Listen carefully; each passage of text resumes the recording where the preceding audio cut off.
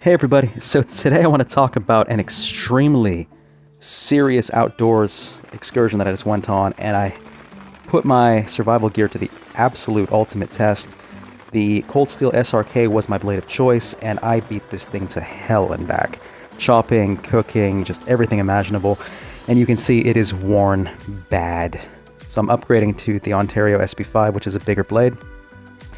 The cold steel, as you can see here, is chipped and rusted, and it's got scuff marks, and the finish is done. And I mean, it was absolutely abused out there.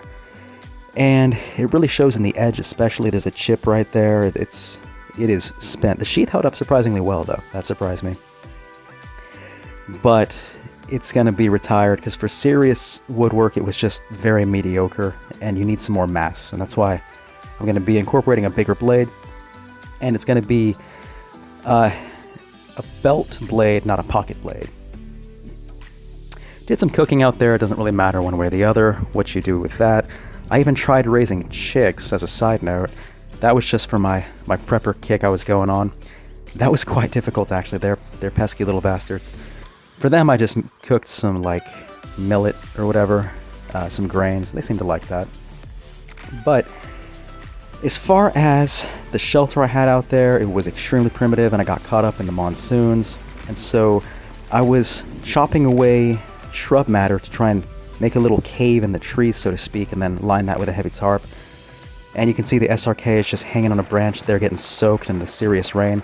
You probably think that's negligent, but it's hard not to. Also, I had these little bastards raiding my food supply constantly. These little chipmunks would steal your fruit. Here he's eating a pear, little bastard. But other than that, they were okay.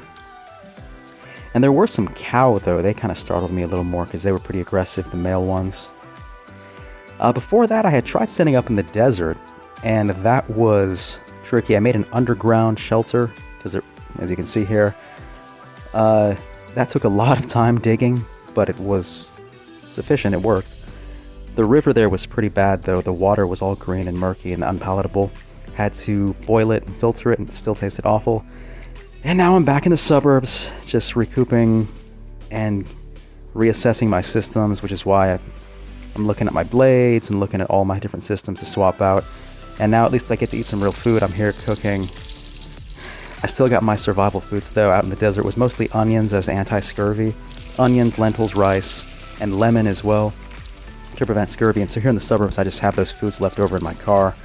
And so I'm cooking like a survivalist prepper, even though I'm in a comfortable suburb now. I had a bajillion lemons left over, because that's how you prevent scurvy out there, because lemons don't spoil for months, even without refrigeration.